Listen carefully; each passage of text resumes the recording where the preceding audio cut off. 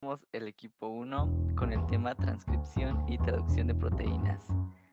Y nuestro equipo está conformado por los siguientes integrantes.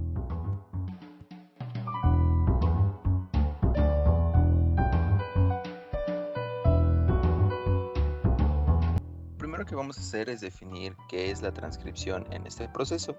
Y bueno, como todos sabemos, la transcripción es aquello que nosotros usamos para reescribir algo que nosotros escuchamos o que vimos.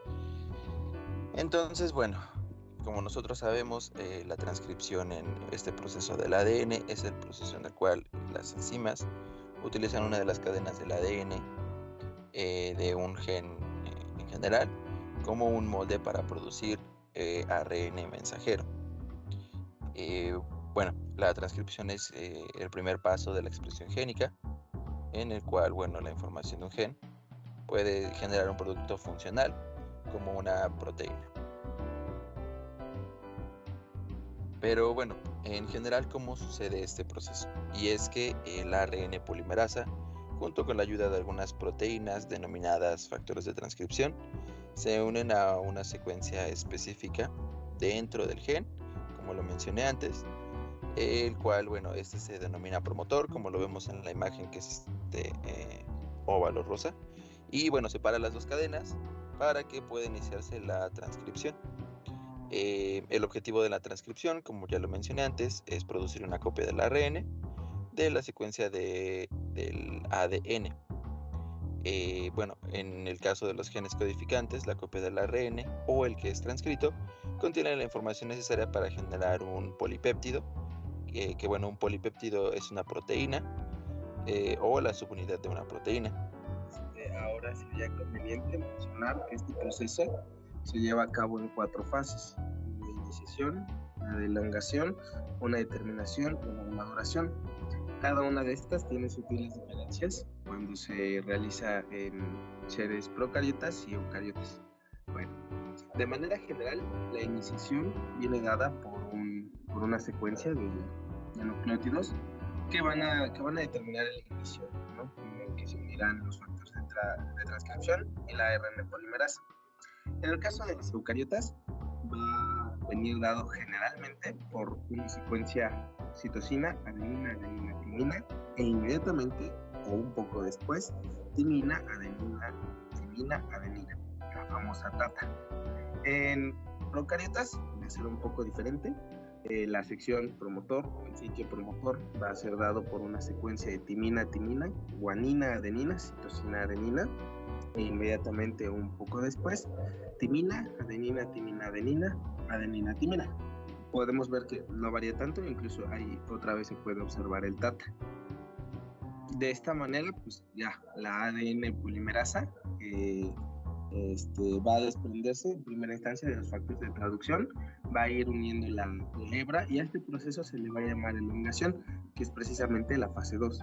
Una vez que va avanzando la RN polimerasa y va sintetizando, bueno, lo hace en sentido 5' y 3' la síntesis y la lectura, obviamente, en sentido opuesto, de 3' a 5'.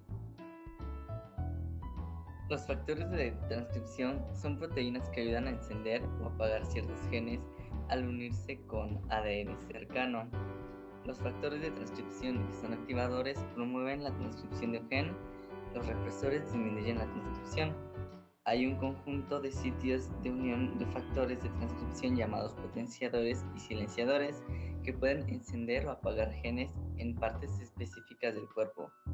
Los factores de transcripción permiten que las células realicen operaciones lógicas y combinen diferentes fuentes de información para decidir si expresan un gen. Los activadores, algunos factores de transcripción activan la transcripción. Por ejemplo, pueden ayudar a que los factores generales de la transcripción y o la ARN polimerasa se unan al promotor. Los represores. Otros factores de transcripción reprimen la transcripción. Esta represión puede funcionar de varias formas. Por ejemplo, un represor puede estorbar a los factores basales de la transcripción o la ARN polimerasa de esta manera para que no puedan unirse al promotor e iniciar la transcripción. Los sitios de unión. Con frecuencia, los sitios de unión de los factores de transcripción están cerca del promotor del gen. Sin embargo, también pueden estar en otras partes del ADN, en ocasiones muy lejanas del promotor, y aún así afectan a la transcripción del gen. La flexibilidad del ADN es lo que permite que los factores de transcripción que están en sitios de unión lejanos hagan su trabajo. Llegando a la parte, a la tercera fase, que sería determinación o finalización, vamos a ver que cuando la ARN polimerasa se encuentre igual con una determinada secuencia de nucleótidos, le va a indicar a esta que es la finalización, ¿no? En el caso de eucariotas, por ejemplo, va a ser dada por una timina, adenina, timina, de manera general. Cuando llega a esta señalización, la hebra de ARN se va a plegar haciendo una pequeña curvatura, una pequeña flexión. Esta misma va a desestabilizar a la ARN polimerasa, a la enzima, y se va a separar y va a terminar la síntesis del ARN. Cabe mencionar que en organismos eucariotas, el extremo 5' de la hebra sintetizada va a tener un capuchón, una caperuza, como se le dice de manera general, y va a ser una metilguanosina trifosfato. Esta, en compañía de la cola poliadenina en el extremo 3', le va a funcionar como protección, como una protección que evite que las enzimas degraden el ARN antes de que pueda ser utilizado para la síntesis proteica. En procariotes, la secuencia de finalización va a ser dada generalmente por una secuencia palindrómica, es decir, que se lee igual tanto de izquierda a derecha como de derecha a izquierda, va a ser rica en citosinas y guaninas, y también de manera general va a tener al final muchas timinas, esto con la misma función, ¿no?, de protección. Eso por parte de la finalización. Ahora, este paso extra es mucho más observable en eucariotas, debido a que en procariotas lo normal es que se produzcan ARN mensajeros. Sin embargo, este proceso de maduración viene dado porque la cola de ARN va a tener secciones codificantes y no codificantes. En este caso podemos observar que los codificantes denominados exones van a estar resaltados con un color naranja fuerte y naranja tenue, mientras que los intrones o las secciones no codificantes no van a estar sombreadas en ningún color. Lo que sucede en este proceso de maduración es que estos intrones van a ser eliminados, van a sufrir una deleción, esto a través de un proceso denominado splicing. Finalmente van a ser unidos los trozos, los exones que sí codifican, a través de una ligasa, y este va a ser el ARN maduro. Podemos ver que en el extremo 5' está representado el capuchón o la caperuza, la metilguanosina trifosfato, y también podemos ver representada de manera gráfica la poliadenina, ¿no? Tenemos ahí 4 esferitas verdes que representan la cola de aproximadamente 200 nucleótidos de adeninas, de 200 adeninas, la poliadenina. Y así finaliza el proceso de transcripción.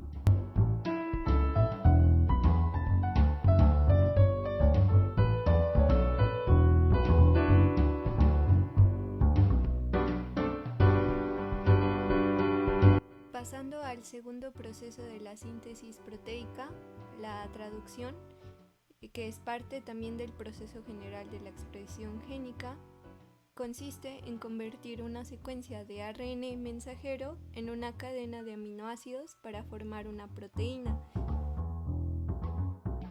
Las proteínas se sintetizan en el citoplasma y su ensamblaje requiere de todos los RNA de transferencia con sus aminoácidos, un RNA mensajero, ribosomas, numerosas proteínas, cationes y GTP.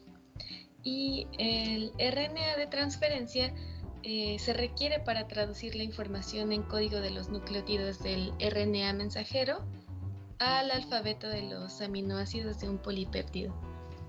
Requiere también de la incorporación de 20 aminoácidos y se requiere de un codón de inicio, que es el sitio de ARN mensajero donde el ribosoma se enlaza, así como un ARN de transferencia, que es el anticodón. En este proceso de traducción vamos a encontrar 3 etapas, que es la iniciación, la elongación y la terminación. Y de esta manera vamos a tener que va a pasar de un lenguaje simple a un lenguaje proteico. A continuación veremos la primera etapa de la traducción. El inicio de la traducción implica el ensamblaje del ribosoma en el ARN mensajero en la dirección adecuada y la búsqueda del codón de inicio. Para que pueda comenzar esta etapa necesitamos de un ribosoma que viene en 2 subunidades mayor y menor, un ARN mensajero con las instrucciones para la proteína que vamos a construir y un ARN de transferencia de inicio que lleva el primer aminoácido de la proteína. Durante la traducción, el ARN mensajero actúa como un código para una proteína específica. Esto ocurre porque cada conjunto de 3 bases en el ARN mensajero, lo que llamamos codones, codificará un anticodón específico que será llevado por un ARN de transferencia específico y cada N de transferencia diferente será unido covalentemente a un aminoácido en particular. De esta forma, tenemos que la traducción ocurre dentro de un ribosoma. La subunidad menor del ribosoma se une a un ARN mensajero y a un ARN de transferencia iniciador, que en un extremo coincide con el codón de inicio, metionina, y en el otro extremo lleva un aminoácido específico. Posteriormente, la unidad mayor se une y se orienta para que el ARN de transferencia iniciador se sitúe en el sitio P del complejo.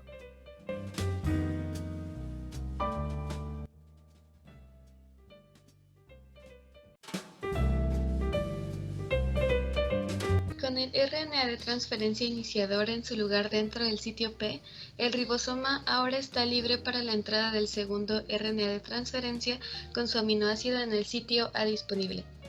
Luego, los 2 aminoácidos unidos cada uno a sus RNA de transferencia se aproximan y se alinean para interactuar químicamente.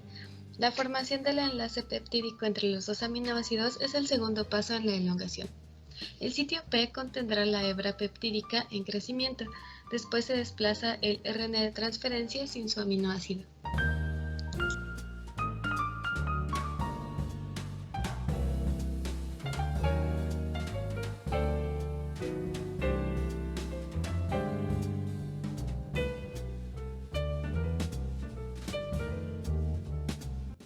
En el último paso, que es la terminación, vamos a tener la separación de la cadena polipeptídica por medio de factores de liberación, en los cuales vamos a tener que hay 2 tipos de clase, tanto el tipo 1 como el tipo 2 de estos factores de liberación, en los cuales va a estar por medio de codones de terminación, ya sea UAA, UAG o UGA, en los cuales estos codones van a determinar el momento adecuado. Va a haber un stop para que exista una liberación de esta cadena polipeptídica. Esto va a ser tanto en eucariotes como procariotes, y solamente la diferencia que se va a tener son los factores de liberación. Vamos a tener igual en la traducción control de este proceso, y vamos a tener que los factores a considerar en la regularización pues es la localización donde esté el ARN mensajero, la frecuencia de activación o inactivación, de traducción del ARN mensajero y la vida media de dicha molécula, y pues esto va a determinar cuántas veces se traduce un mensaje. Todos estos factores van a tener o van a actuar dependiendo de las condiciones que se encuentre la célula en sí, ya sea si son favorables o desfavorables, pues van a activarse o inactivarse dependiendo de las necesidades tanto externas como internas también puede ser. Seguimos con también una retroalimentación de la primera diapositiva de los factores importantes de la traducción. Vamos a tener, como lo mencioné anteriormente, va a depender mucho de los cambios externos e internos que van a tener una influencia en estos controles de traducción, en la traducción, ya sea para un detenimiento, un stop o una iniciación rápida de traducción. Y entre estos mecanismos que también encontramos en este proceso de traducción vamos a encontrar el estrés. Normalmente el estrés también causa un impacto en lo que son este proceso de traducción, y vamos a tener que, cuando existe una gran cantidad de estrés, vamos a tener que se detiene este proceso de traducción por un factor de iniciación IF2, lo cual bloquea la síntesis proteica. O también encontramos en otro dicho caso cuando existe una traducción rápida que se necesite, es por medio del ARN mensajero que codifica una proteína llamada ferritina, y esta va a actuar de manera en la cual cuando existe una necesidad de producción de hierro, que es de suma importancia para el cuerpo humano en células eucariotas, vamos a tener que tanto puede producir de manera rápida en condiciones adversas cuando no se tiene suficiente porcentaje de hierro, o también pues puede tener un stop cuando existen elevadas cantidades de hierro en nuestro cuerpo. Por último, estas son las referencias que